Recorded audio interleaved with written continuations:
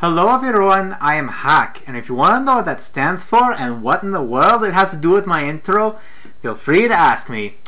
And pardon me about the accent if it's necessary to say, but of course this has to do with the movie Brave.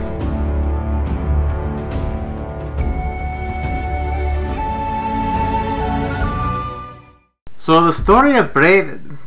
No. Sorry, I'm done trying this guy's accent. I think I lost my touch. Anyway, so the story of Brave is... Wait, if you actually do not want to know what the plot is, if you haven't seen the movie yet, that's fine. Just go to this particular section on the timeline and you'll be just fine. Anyway, the story is about this Scottish princess named Merida who is all free and independent, loves archery and stuff like that. But her mother wants her to be betrothed to one of the sons of her father's allied clans, which she is totally rebellious about. She wants to be free and independent still and stuff like that. Merida tries to stop her mother by getting a witch to try to get her to change her mind. But that's when things start to not work out so well for her, and she has to try to reverse the damage she's done. Now here we have our million-dollar question. Is this an improvement from Cars 2? In a generalized point of view, yes, but that's not really saying anything in a sense. I mean, yes, this movie is a good movie. I mean, we have very nice characters, it was set up, it was creative at some points, and it had some pretty good comedy. But the problem is that the story was so terribly predictable. I mean, in terms of how predictable it is, I think it sets the bar pretty close to Avatar, Chicken Little, Despicable Me, the first Cars movie, and most of the romantic comedies that we get practically every day. I mean, there was one thing about the plot that was unexpected, but that just raised a couple of things that I also predicted was going to happen. So it flops as a story, as a unique story from Pixar. In fact, the story itself is really just for like any other kids movie. I actually, well, before I reviewed this, I watched this critic's review about what he thought about the movie, and he said that unlike other Pixar movies, this was kind of set to being like an ordinary kid movie rather than being a Pixar movie where it's for adults and kids alike. And when it comes to the comedy, that's not true. And some of the other things about the movie where it is a little more like for both adults and kids. And heck, while it wasn't too original, I thought the moral of the story wasn't all that bad.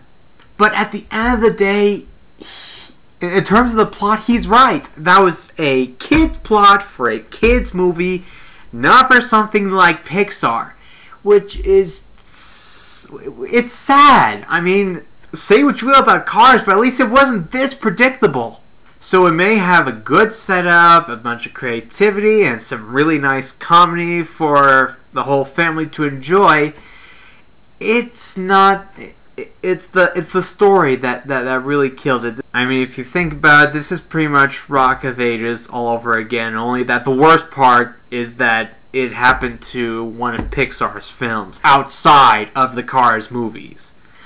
Now, for the characters, Merida, yeah, she was cool. She was smart, she was, you know, all free and independent, and was a decent bad A when it came to, you know, archery, knowing how to use swords and spears and stuff like that. Although they went a little too far with making her similar to archers like Legolas or Robin Hood. Mostly Robin Hood. I mean, with the archery tournament, I'm not going to say what happened, but there was one thing that happened that's like, you've heard this in particular thing happen hundreds of times in whatever version you've heard of the story of Robin Hood. So that's a down, but otherwise, yeah, she was a pretty cool character. She's not one of my favorite Pixar main characters, but still. Now, her family in general, I liked. I mean, Queen Eleanor, she was, you know, the strict mother, kind of, and she was mostly fun. And you have to like her either way, probably, if you really like Emma Thompson, which I do, so she automatically gets points because of that.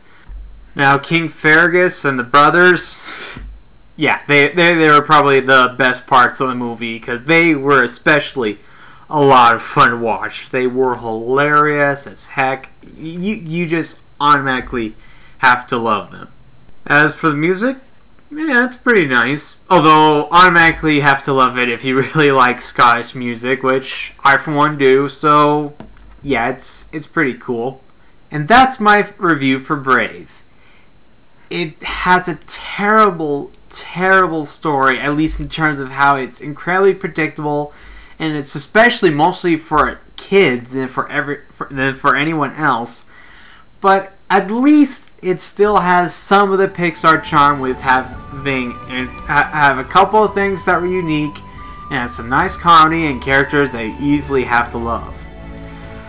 So altogether, I'm gonna have to give this a 65% out of 100. So this may be improvement for Cars 2, but this movie really doesn't set the normal standards of Pixar, which we hope they'll succeed where they did not with this one, and Cars 2 with Monsters University, which probably is not gonna happen. I mean, it has its...